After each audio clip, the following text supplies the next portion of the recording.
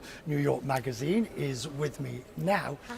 Give me an overview in terms of how you think not the Met per se, but the arts and culture has recovered now in New York.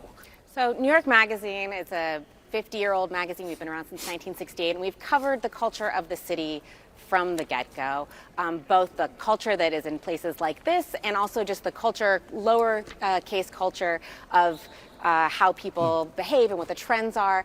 And it did feel, obviously, when the pandemic started and everything shut down, we saw tons of businesses and restaurants close. We saw nightlife kind of dry up, but it certainly feels like it's back. There's so much fantastic stuff going on. And in our new issue, we have our fall preview issue where we talk about the arts and restaurant openings and theater that's going on. And it does feel like there is a lot of exciting ferment in the city right now. And I have several of the issues here, which I'm looking forward to reading over the weekend when I'm out on a long weekend. And of course, this also magazine, don't worry, this is one of the stable as well, the Megan, but we'll leave that for another day.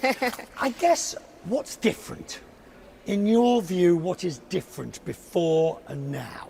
I would say one of the things that I think is different is there's a real thrill in being around other people. I haven't gotten over it. When I go to see theater, I saw theater last night, I've seen it several times in the last few months, and there's such an excitement to be together, seeing something live, not mediated by a screen, having this feeling that anything might happen.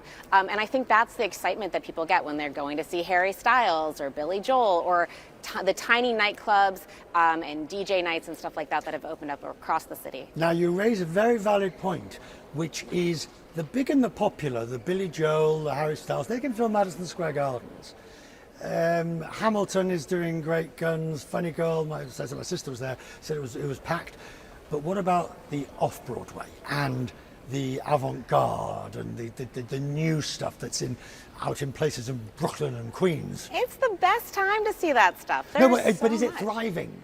Is it thriving, or is it suffering from, if you like, lack of investment in the widest sense? Because so much is put into the big stuff.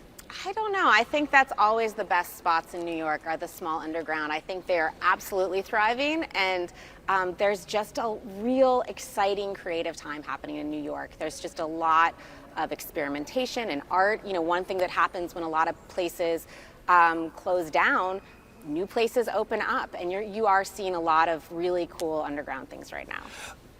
With that underground scene, how does New York, what does New York need to do next?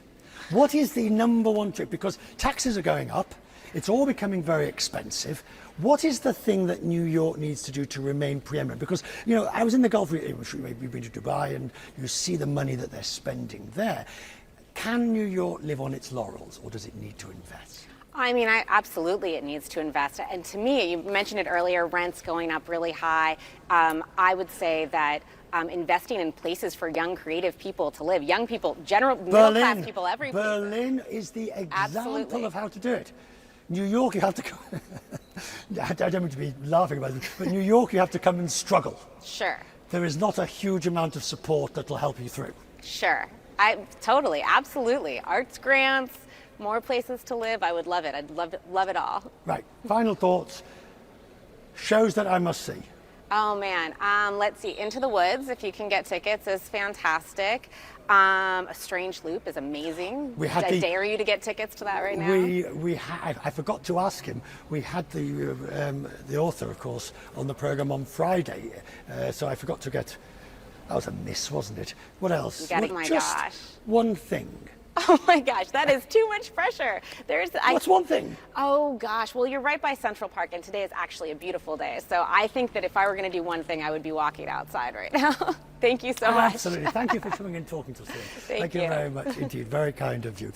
As we continue tonight from the Met, art as an investment.